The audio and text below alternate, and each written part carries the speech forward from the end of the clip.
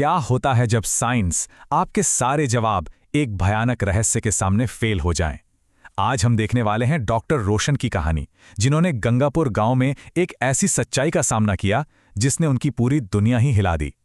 तो साइंस और अंधविश्वास, इनकी हद कहाँ मिलती है? डॉक्टर रोशन के लिए ये सिर्फ एक सवाल नहीं था, ये एक सीधी चुनौती थी। साइंस को मानने वाले डॉक्टर रोशन को गंगापुर गांव में कुछ ऐसा देखने को मिला जहां विज्ञान के सारे नियम धरे के धरे रह गए। तो चलिए इस रहस्यमयी कहानी की तह तक चलते हैं। तो कहानी शुरू होती है एक रहस्यमयी बीमारी से। यही वो अजीब सी बीमारी थी जो डॉक्टर रोशन को खींचकर गंगापुर ले आई, एक ऐसी जगह जहां मौत का साया मंडरा रहा था। सोचिए, उत्तर प्रदेश का एक एकदम दूर दराज का गांव है गंगापुर, और वहां एक ऐसी अनजान बीमारी फैल रही है जो कहर मचा रही है। लोग एक एक कर अपना दिमागी संतुलन खो रहे थे और फिर मर रहे थे। डॉक्टर रोशन को भेजा गया था इस रहस्य को सुलझाने और लोगों की जानें बचाने के लिए। और जो लक्षण थे वो किसी मेडिकल किताब में मिलने वाले नहीं थे। मतलब आप सोचिए, मरीजों के शरीर पर जानवरों के नाखूनों जैसे निशान मिल रहे थे।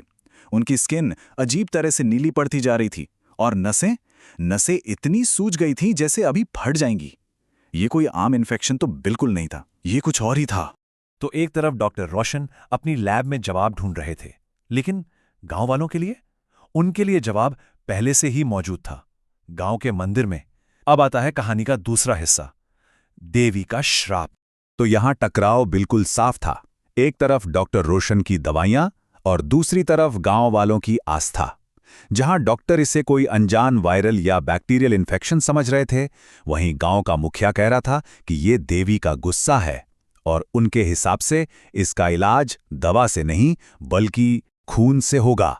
मुखिया ने तो डॉक्टर रोशन को सीधी सीधी चेतावनी दे डाली, देवी को खून नहीं मिला इसलिए अब वो खुद जाने ले रही हैं।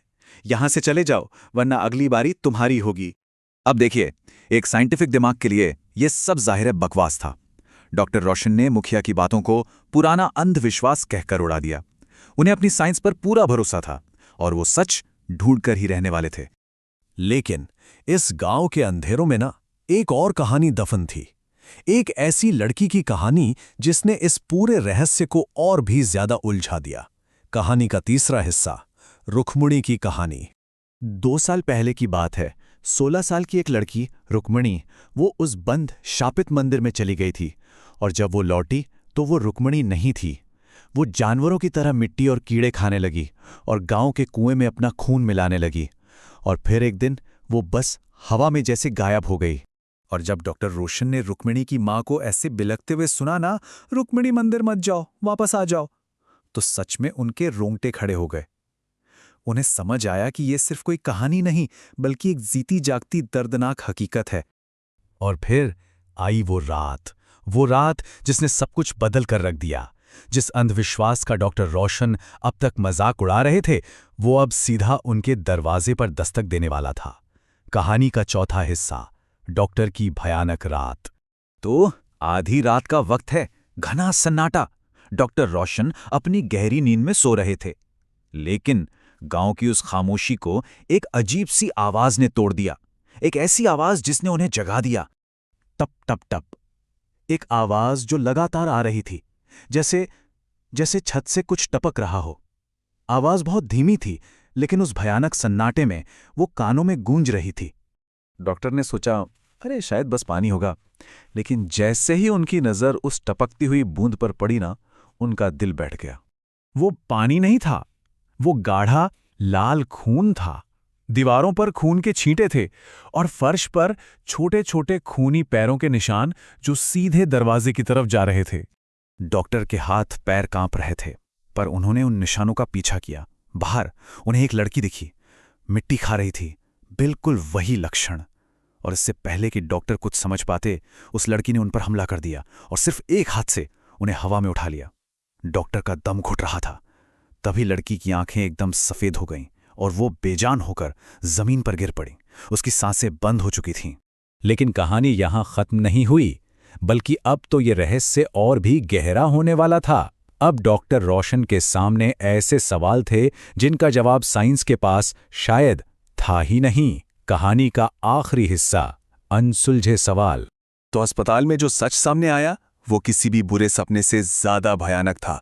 मेडिकल रिपोर्ट ने कंफर्म किया कि वो लड़की 2 साल से गायब रुक्मिणी ही थी, और सबसे डरावनी बात, उसकी मौत डॉक्टर पर हमला करने से कई दिन पहले ही हो चुकी थी।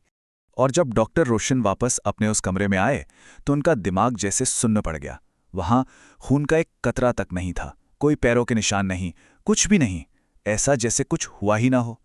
पर क्या ये सच था या उनके दिमाग का कोई वहम? उस एक रात ने डॉक्टर रोशन के विज्ञान पर अटूट विश्वास को तोड़कर रख दिया था। वो पूरी तरह से बदल चुके थे। तो अगली सुबह उन्होंने चुपचाप अपना सामान पैक किया और गंगापुर से हमेशा हमेशा के लिए चले गए। तो आखिर में ये कहानी हमें एक ही सवाल के साथ छोड़ जाती है। अगर रुक्मिणी कई दिन पहले ही मर चुकी थी, तो उस रात डॉक्टर रोशन से कौन लड़ा था? वो क्या था? क्या वो वाकई देवी का श्राप था, या कोई ऐसी हकीकत जिसे समझने की ताकत विज्ञान में नहीं है? इसका जवाब शायद हमेशा के लिए गंगापुर के उसी अंधेरे में दफन रहेगा।